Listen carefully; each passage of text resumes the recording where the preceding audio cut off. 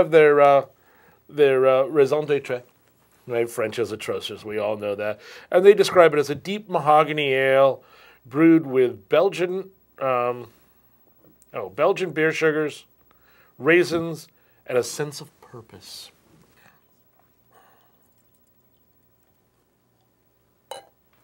I'll agree with mahogany.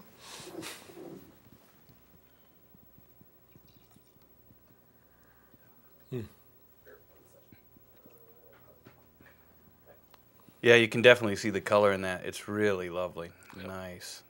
Nice.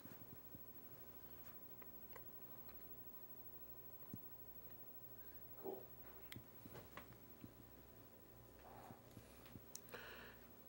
Pick up the raisins right away. You get that little bit of oxidized fruit.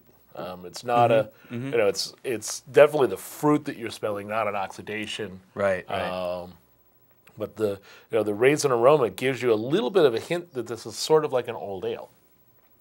The British old ales are often allowed to oxidize on purpose, and with the intense alcohol and the residual sugar in them, you end up with raisins and dried figs, and those types of things are a big part of it.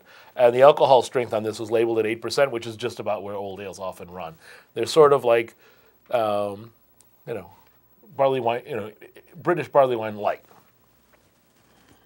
The other thing I'm picking up a little bit is I'm picking up the malt. The malt is really lovely. I mean, you catch the fruit flavor up front, but the malt is really nice. It's nice, soft. I'm probably English two-row, I'm guessing, but I don't know. I mean, there's also, part of the alcohol boost on this is also the fact that they included some Belgian candy sugar. And that may actually be part of the color, because that is. I'm not sure that is actually. It doesn't look like a grain, roasted barley or a crystal malt kind of color. It actually reminds me more like some of the Belgian doubles, where almost all the color is from the the amber candy sugar, dark candy sugar. Which maybe do you think that's D1 or D2, or do you think it's lighter than that? I don't know on that one, but definitely get some of that, and you get the malt's there, but it's very light. It's a very pretty malt, but it's very delicate. So I'm wondering if. I'm not really picking up any caramel or crystal, so I'm wondering if the color really is just from the sugars. To me, there's a slight puckery dryness at the just before it finishes, and it's a little bit distracting, and maybe in part because that last one was so sweet up front. Maybe with a second sip of it, I won't notice it as much. But the first sip, it started out like, wow, rich and sweet. And then there was like a real dry puckeriness, and then it finished, and the finish is okay. It's just like 3/4 of the way back on the tongue, both sides was just a little bit strange at first. Yeah, it definitely finishes quite dry, which wouldn't be surprising if it doesn't have any caramel or crystal malt.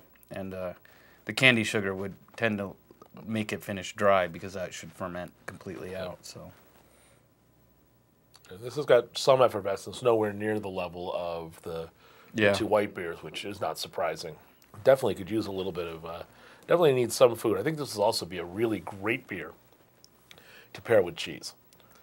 I can see that, definitely. What would you pair this with? With this, well, one of the cheeses that was a real big hit that I served last Thursday. I did a tasting event at the Malt House with beers from Ruchant-Devon. So I was doing Westmalle Double and Triple, Eyinger, their Celebrator, that spectacular double bock from them, as well as the Weizenbock from them, which I don't think I'd had before. It was just spectacular. The Orval, of course. The Orval, and then the last one was the Sam Smith Nut Brown. And the cheese that we paired with the Celebrator would go really lovely with that. It was a smoked Gouda from Holland Family Farms. That was probably my favorite of the cheeses that you served that day.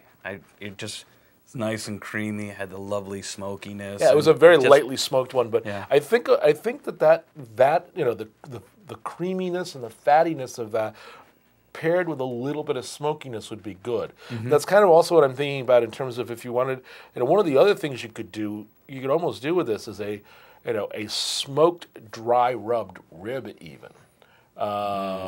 It would go very well with this because because the beer is so dry, it really would, play off nicely against the fat and the gelatinized connective tissue and ribs that have been, well broken down. And I think a little smokiness would actually go kind of nice with this to kind of cut through that initial sweetness. Right, right. Absolutely. What do you say? It's grown on me as we've gone through. My initial one was like, It has grown on me, especially as I've thought some more about food. This is not a sit and drink at the bar over a conversation. Mm-hmm. You've got to have something to something To else interplay with to it. play, Yeah. to cut off against this beer. It's a beautifully made beer. Oh yeah, lovely color. But it really needs some food in order to really come into its own. All right.